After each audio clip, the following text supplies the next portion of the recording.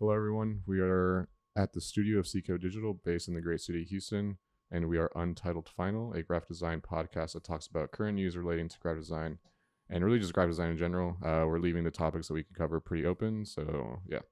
Today, we'll be reviewing 3 rebrands that major corporations recently went through and give our thoughts on each of those.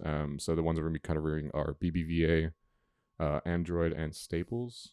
And to give you all a little bit of a backstory on each of us, since this is our first episode, I'm Brian Mercia. I'm a 2017 graduate from the University of Houston with a graphic design degree, and I'm currently working at CKO Digital as a lead graphic designer. So, yeah, introducing Chris. And hi, my name is Chris Izaguirre, and I'm currently a senior at the University of Houston, and I will be graduating next year, May 2020, and I'm currently interning at CKO. And I'm Luis Martinez. I also graduated from the University of Houston with the same degree as Brian. We've been here at CKO.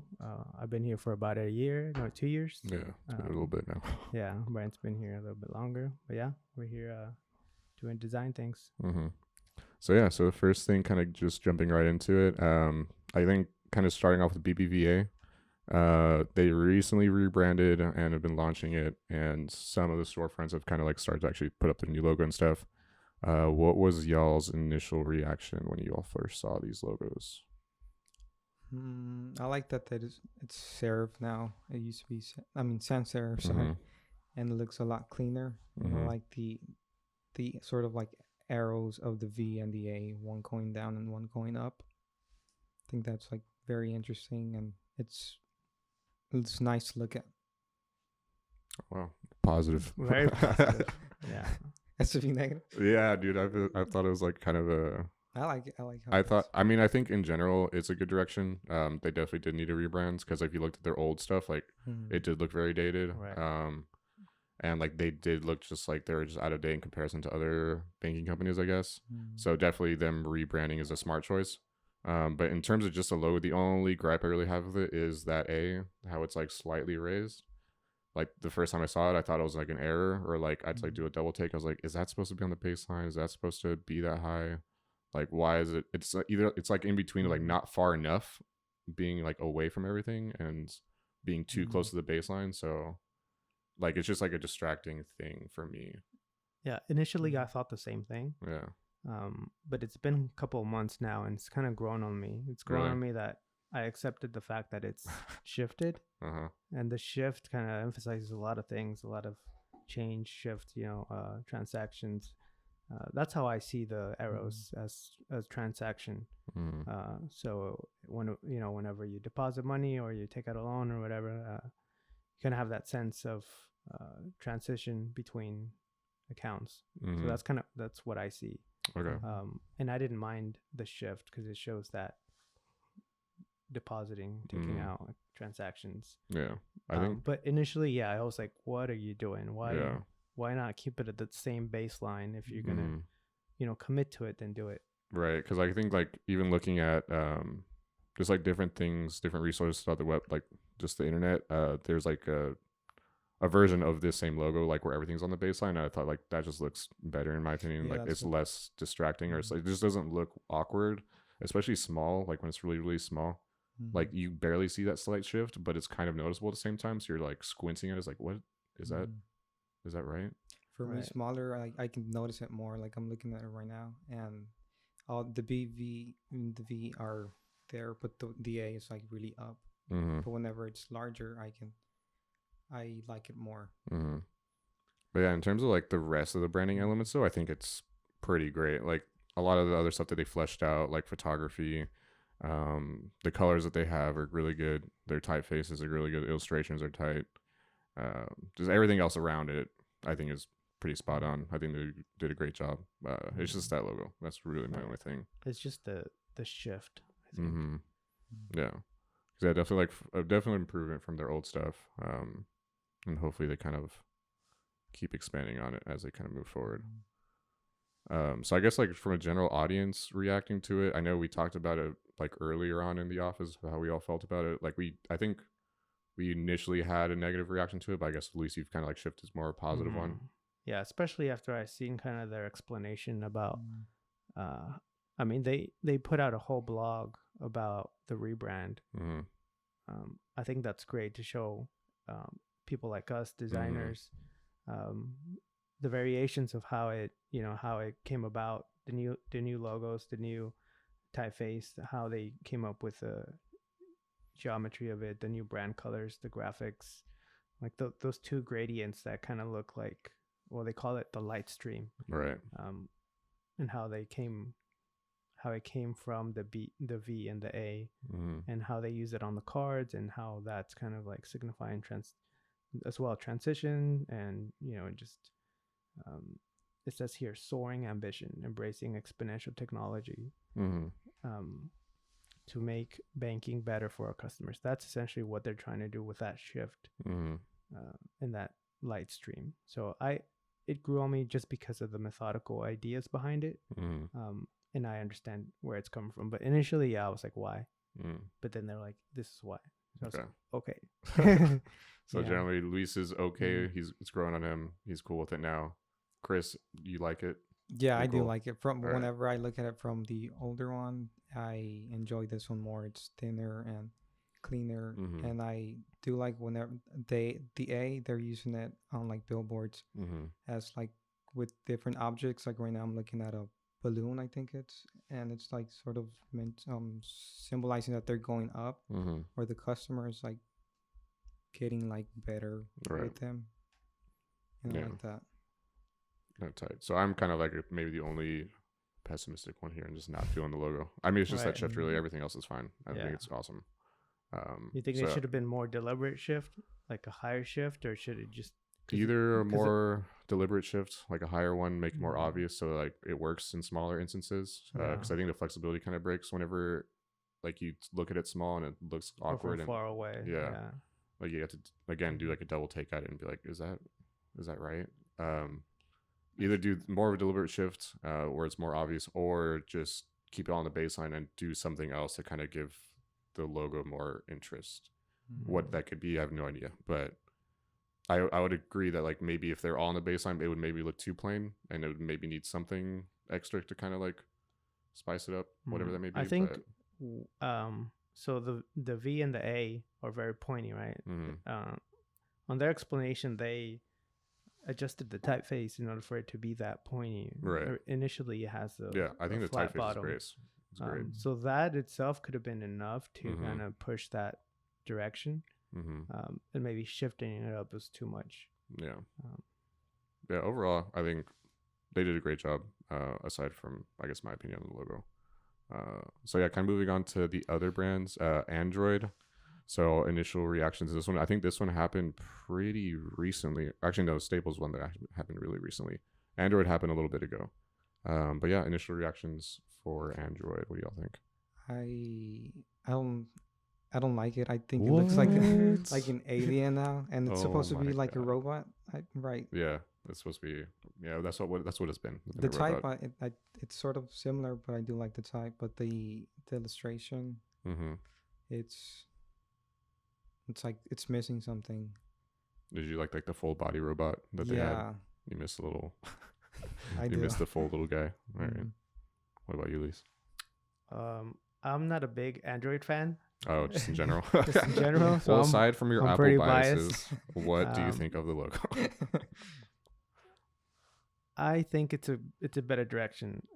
Just because, it just screams. The initial age of technology was like that. Just very dated. It was very dated, but now it has, it's speaking the same language as iPhone and that other competitors. All the more modern competitors. Okay. Yeah, I actually really liked it. I mean, I'm an Android user. Honestly, I have no really bias about that kind of stuff, though. I'm cool with both brands. I have my gripes about Max, but that's a different story. And in terms of the branding, I think they're great. I think they did a good job. I kind of did some research into like why they did what they did, and from what they kind of explained is that they wanted to make the entire brand more accessible, because they do have, I think they mentioned they have like 2.5 billion active phones throughout the world. So it's like you're dealing with countries all over the place. So they really want to kind of approach that as like their main goal and idea for this rebrand. And they kind of did that with simplifying the robot guy. So I kind of like what they did with the robot. So kind of departing from Chris over here, but I think they could still keep it very emotive, still keep it super friendly looking. And they did what they did to kind of make it work with the word mark better.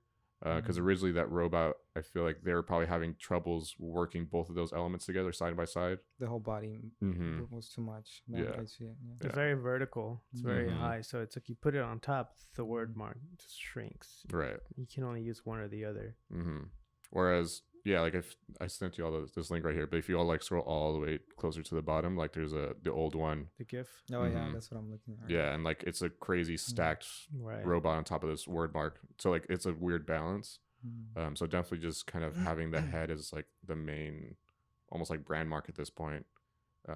I think works in my opinion. I think it helps both these elements work together in a better way.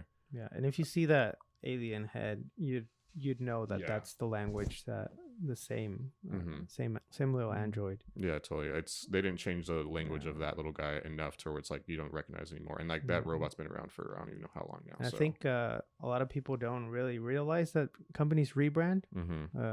They just like notice that they rebranded. Yeah, a lot of people don't. It's just like it's Android, but then it's like look, it's different. Right. Oh wow, it is different, but and I feel like most major corporations they do like it's either like two things, like it's either to do like these small minor rebrands where it's like they're very like minimal shifts that like us would maybe notice if we took a close look, or there's like other like way more obvious ones, like the Staples one that we're gonna talk about, like that was a much more obvious, or BBVA is much more obvious, like wow, y'all really did shifts or change this up. And even the colors on the Android, I think they're just more modern, more reflective of like screen technology with the that RGB color rather than that green. It was too slimy. It was too muted. Like I think in terms of like their goal of being more accessible and like being more open to their audience, right? They did choose a different green because I guess they found that their old green was hard to see. I'm assuming for like colorblind people, it may have been like a weird thing that they kind of took note of and got criticism for. So they did shift the green to something that's more just easier to see. And then also, since Google essentially I think owns Android, Google kind of also had some input in making the colors a little bit relate more to Google, so that like they kind of have some resemblance, like a little bit. Right. Obviously Google doesn't have any of these colors in their own branding, but side by side they still kind of look good together. Yeah. And it's usually whenever somebody rebrands, it's usually like a higher decision rather than just we're going to update the look of the logo. It's because of some sort of shift within the corporation. Right. I know they also wanted to, in terms of accessibility, they're dropping all of the OS names. Like I think it was like Blueberry or Raspberry or Apple does the same thing too. It's like Mojave and based on American landscapes or mountains. So it's like not everyone lives in America, obviously. We live in a fucking globe with a bunch of different people from different countries. So obviously, like people in other parts of the world won't recognize these names and won't have any relation. So it's like, it's a smart move to kind of like shift their naming just to numbers and keep it simple. Right. But I think that also kind of mimics what Apple's doing, kind of like with the iPhones. Or the updates that they have. Like now we're like at 7, whatever. I don't know what, 9, I think. iOS 9. 12. 12? Yeah. But didn't they used to have like names? Like I think at the beginning they did. I don't remember exactly the name, but it was some sort of word. Okay. We'll have to look it up. Yeah. But like in general, I think Android did a killer job with what they did. Yeah. I think their goal was very specific and simple enough to kind of like change everything that they're kind of working on. And I think they did a good job. So their goal of like just being more accessible and open to their audience, and just approaching it the way they did in like these very simple ways with shifting the color, making the type or like the brand mark work better with the word mark, naming of their devices. Like these are all just like simple, easy solutions that I think will help them in the long run for sure. And then also just kind of like a side note in terms of how they even approach the relation between the word mark and the brand mark. So the little robot guy. The curves that they've added into the word mark are the same, I guess, like curves and radiuses that are used in the little robot guy. So there's like you wouldn't notice that, but that's what they're telling us. So yeah, I think it's supposed to help definitely it make it visually look better or more consistent and cohesive. Yeah, definitely. That's one thing that we kind of emphasize here. Here when we're designing logos is, you know, the icon has to relate to the word marks. Right. They have to speak the same languages. You can't have a like completely rugged icon and then a super clean logo word mark. It just won't work. I think that was definitely like an issue with like the older iterations of the Android logo, like when they had the full robot. Like it was a tough combination for both of them. They were speaking different languages, but here they're getting closer to it and making them work better together for sure. I think it was a good timing as well because we're headed into 2020, and you know it's a new decade, and it's definitely going to help them out as well. Yeah. So definitely props to big corporations kind of realizing that sometimes they do need to rebrand, kind of tool themselves and figure out how to kind of like modernize. So yeah, they did a good job though. Moving on to the last one, Staples. So I think this is the most recent rebrand. I think this literally happened either this past week or like last week or something like that. But yeah, initial thoughts on this one. What do y'all think? I like that they don't have the staple on the L anymore. What? Why? It was confusing when I saw it. Really? Yeah. Did it look like a different letter or what? Yeah. Okay. I mean, it didn't look like a letter for me. Just I would have to read it twice to know that it was Staples. I definitely think it needed an update. Like it needed to be updated just because the typefaces looks dated. The new typeface definitely works. The new font works. I just don't know about the icon. It looks like a soccer goal to me. That's like what I was thinking. It looks like a goal, hockey goal, soccer goal. Yeah, there's a lot of some different type of or like a table. Like I also am kind of. I mean, I have like I guess a nostalgia for the old logo. Right. We kind of grew up with that for a little bit back when like these type of retail stores were more popular for sure. But the new one, I don't know. I think it's following this like trend of like making logos very universal, which can sometimes be good. But a lot of times I feel like brands lose a lot of their personality when they do this. So for example, like here with their new word mark, like they kind of stuck with this like very geometric sans, which you kind of see a lot. And you don't really associate really any kind of personality to it. It's supposed to be to everyone, which is all right, but I don't know. Sometimes I wish brands would kind of stick to their guns and have a personality and kind of have a unique look or thing about them instead of like looking like every other thing out there. Right. So in terms of the old logo, I feel like it's had its own character with that kind of weird L. I do see your point though. It does look a little bit confusing. So maybe there's like an in-between of like sticking to some kind of personality still, but just changing it up a little bit, modernizing it. But yeah, in general, I think the staple, I think it's just too literal. Like that table, again, yeah, it looks like a goalpost. It looks like a staple, obviously. It looks like a table, but it's just like a little box thing to the side. I don't know. I think they should have kept the angle of the staple, but I don't know how it would stand by itself, like how they did it now. Because it would have to be like slanted. So apparently there are different logos for Canada and for US. Yeah. That was another thing. That's weird. That is weird. That's unnecessary. Yeah. And just confusing. Obviously, not a lot of people will see that because like you either live in one country or the other. Right. And you just, if you happen to be someone that travels to both these places regularly, you maybe notice something like this. But the fact that they put it out there and that this does exist is odd. And the fact that like there's no relation to either of them. Like everything's different. The typeface is different. The color is different. Their icons different. Yeah, the reds are like brighter. One's a little bit more saturated than the other one. Oh yeah. Like I don't understand the thought process behind that. I don't know why they did that. Honestly, just pick one. Yeah, and I think rebrands. There's a lot of companies that do them, but on the different parts of the cities, they aren't updated. Like they take a while to update. So you go and you see the older one, and that's true. Yeah, I can't imagine doing a rebrand for something this big or any of these brands because it's like if you have, especially if it's storefronts, you're updating literally thousands Everything. of locations. And the inside. It's going to take years, and it's going to take Right. a crap ton of money. So it's like how, I don't know. On a side I don't know note, like if that works. one of the brands that we aren't reviewing today, Taco Bell did that, and like a lot of the old brands are, the signage is still up there. The signage is very expensive. Yeah, talking about tens of thousands of dollars to do a sign. Right. Yeah. I think definitely props to Staples. I mean, if you look at like the other elements that they did throughout their rebrand for Staples, like I think they killed it with everything else. Like all the secondary elements, just how fleshed out it is really impressive. But again, I think it's just the logo itself I'm not too in tune with.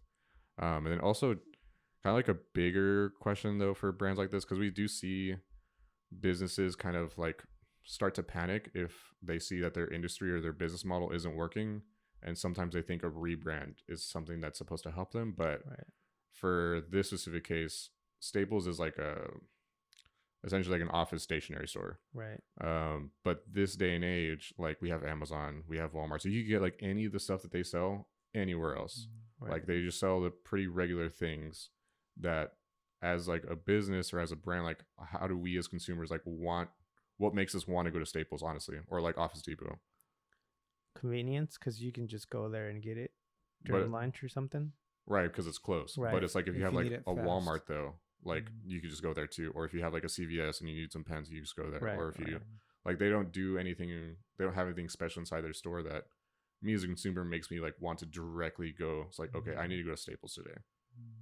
Where instead of I could go anywhere else or anything else I would just regularly need, Yeah. So. I think I'd find myself going there just for emergencies. Like, oh, I need paper, I need print, I need, some type of thing today. And if I don't, and if I'm short on time, I would go there. But if I'm not, I can go to Walmart where I'd take my time, because it takes longer to go to Walmart. Does it? It does take Staples. Well, if Walmart's closer, so Walmart's a mile away, Staples is 10 miles away. Which one do you go to? Definitely I go to Walmart. There you go. Yeah. So that's the thing. It's like what their retail spaces, I guess the retail industry in general. So this is like a big question. Right. It's kind of like at a weird moment right now where like consumers are shifting as to what they expect out of a retail experience. And a lot of these older businesses like Office Depot, Staples, I imagine they're hemorrhaging money and like losing a lot, just because like if you ever go into these places, they look depressing as hell. Right. They're super empty. Like the products are fine, but it's just. Then you go there and then you compare the price and they're like, that thing is like 5% more, 10% more, and you're like, I think it's just gonna get worse with Amazon like making new stuff like the drone thing, right? Delivery and all these fast deliveries. Exactly. So it's like so I think a rebrand is not the right solution to these type of problems. I'm not sure if that's what they were thinking in terms of this, of like solving their business model problem, because honestly I feel like they should have tackled their retail space experience more so than a rebrand. But like I said before, they might be like, that's maybe a reason why they rebranded, is to shift like. Yeah, we'll have to see. Yeah, we'll have to see. But this just happened maybe this week. Yeah. And our initial reaction is that we don't really enjoy the new identity, the new logo. Yeah. And like in general though, I hope they do revisit and like acknowledge that they do have a retail space experience problem, and that they take it very seriously, or else they kind of have a stupid amount of locations that they're gonna be closing just more and more and more as time goes on if they don't change what they do. Because right now, like especially as like young consumers, like we're eventually gonna become the main consumers of everything kind of out there. So it's like, what do we as consumers these days expect out of something like this? It's like, let me ask y'all this, like what is it that y'all would want to kind of like, what would gravitate y'all to something like Staples, like want to go there? Which was like a retail space, or like why even use it specifically? It's a tough one. Yeah. It's like, it's kind of a very broad question. It's like, what makes you want to go to actual retail spaces these days? Just like, I think anyone that goes is just whenever they need something like right there. But then that's just convenience, and you can just kind of go anywhere. So I think also like other technology stores like Best Buy, I like to go there and just look around and like touch and feel the things. Like if I want to buy invest like in a camera or in a drone or in anything. Like I'd like to see it and feel it. Because YouTube reviews are awesome and everything. Like you spend hours watching reviews, but it's not the same as going in there and touching and feeling it. So right.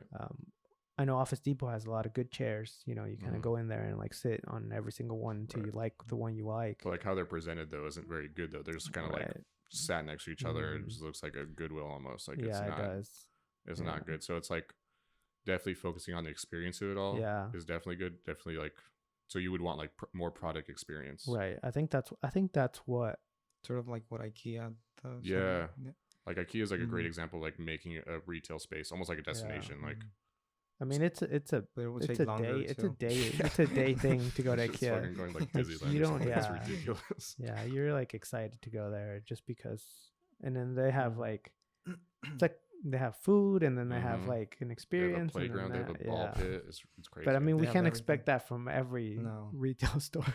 Well, can we? Honestly, though, it's like, what else do you, if that's your competitor though? Obviously, Staples isn't in the furniture business. Right.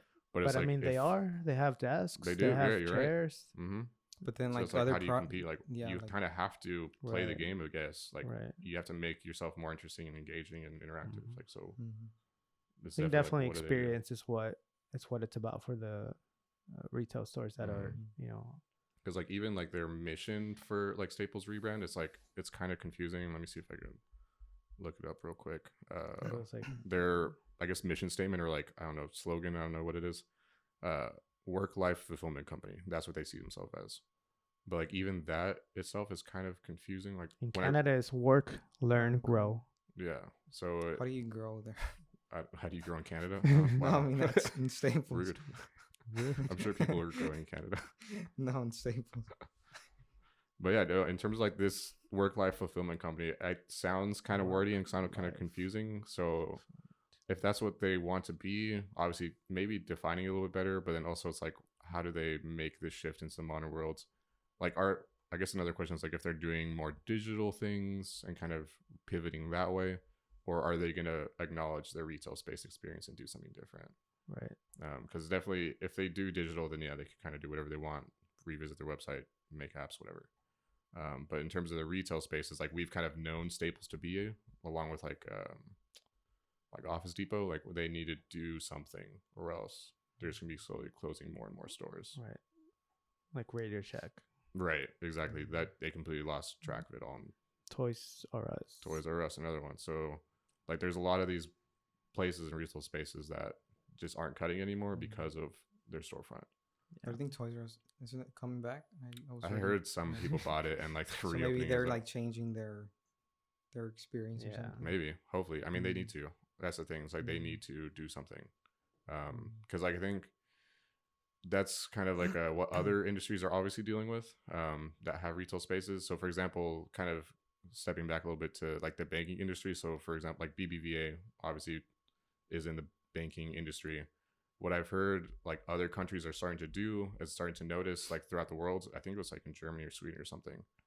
There's like a banking company out there that noticed that they don't get a lot of foot traffic inside of their banks anymore because young people and technology, you don't need to. Like you get direct deposit, you could transactions do through your card, you could transfer money through the internet, through apps. So you really, unless like there's something very specific, very rarely you need to step foot inside of a bank these days if you know how to use your phone and internet. I personally don't do banking in person.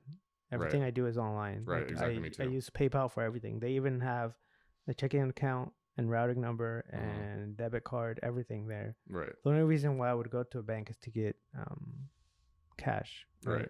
Either get physical cash or honestly, the only times I've gone to banks is like if my drunk ass has like forgotten like my debit card at a bar or at a club or something, and like I just need to get a new one. Right. That's the only times I honestly go. But yeah, aside from that, you can even call out and do it. Like I think it's Capital One that they have cafes now in their inside of their banks. Yeah. So I think that helps. Like there's long lines for banks too. Like. Well, I mean, sometimes there, I guess So it is like a little weird experience in there, but. What I heard of some European companies do, or like some banks in European countries, they are shifting their, I guess like their model of like their bank experience. And what I've heard them do is instead of being like a regular like bank as we traditionally think of it.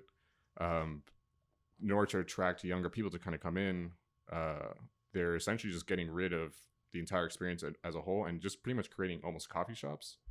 Or essentially like but the people working at the coffee shop are also like bankers, so they could talk to you about 401ks, and you talk about your accounts, and you talk if you sit down and ask with them. So it's like you could go in, you could like work on stuff as like your side hustle, or if you're a freelancer, if you're trying to create your own businesses. Obviously, like small businesses start out with like people going to like coffee shops or wherever and just kind of working on stuff, right? So you're trying to attract that kind of crowd to their banks. And at the same time, if someone does have a question that's starting their own business, they have people there on staff, obviously, that could like just sit down and talk to them. It's like, okay, you want to start your own business, you need X, Y, and Z. You want to make an account, you need X, Y, and Z. But it's like a completely different shift of, hey, I need to go to the bank because I need some cash, and that's it. Right.